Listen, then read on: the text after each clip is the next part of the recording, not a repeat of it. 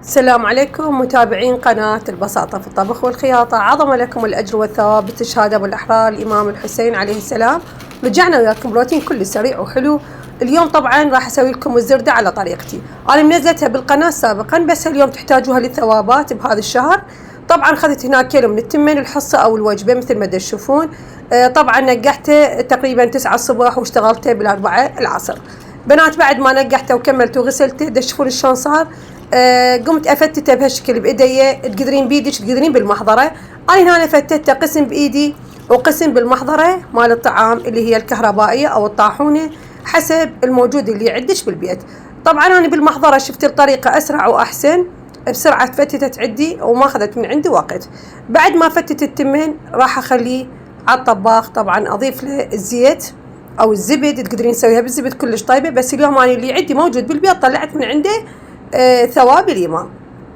تقولين أي شيء عندك بالبيت تطلعين يوميا ليش ثواب. طبعا هل موجود بالبيت بنات، أنا ما أقولش يعني إجباري، اللي موجود عندك كان موجود. كنا عندنا موجود تمن الوجبة والزيت والشكر، ما شاء الله البيوت كلها تقريبا مليانة من الحصة. دشفون بنات أنا ضفت طبعا أكثر من كوب من الزيت لأن هو كيلو من التمن، وضفت مقدار من الماء اللي يغطي التمن، وضفت الشكر طبعا حسب الرغبة. بقيت أخلط به وضفت المكون الثاني اللي هو القشطة مثل ما تشوفون، هذا جلاس كامل أنا ضفت لأن هو كيلو من التمن، وراح أضيف عليها ملعقة من النشا. بعد ما التمن كلش ينهلك يعني ويتفتت بالمي هالشكل تشوفون، أضيف هاي المكونات اثنين أخلطهن وأضيفهن على التمن، وأظل أخلط بهن وأضيف المي. كل ما أشوف المي شوية ينشف أضيف له كمية من المي على مود أتوصل إلى نتيجة مهروسة مثل الكاستر تخبل.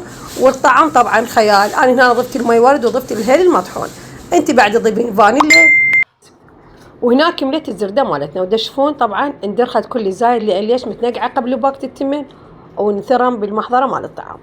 بعد ما كملناها راح أصبها هنا، كملناها وقدمناها بهاي الطريقة بهاي الصحون مال التوزيع.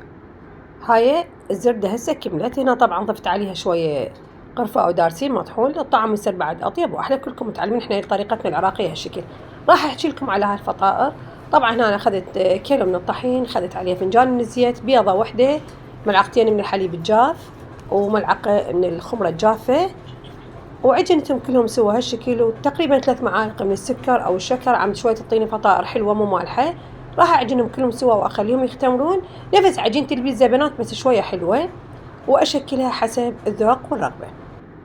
هنا اختمرت عجينتنا، تشوفون شلون عجينة. طبعا الهيل بيها مطحون يجنن. راح اخليها بعد شويه تختمر تصير اطيب واحلى واشكلها. التشكيله راجعه لكم شلون ما تشكلوها بكيفكم.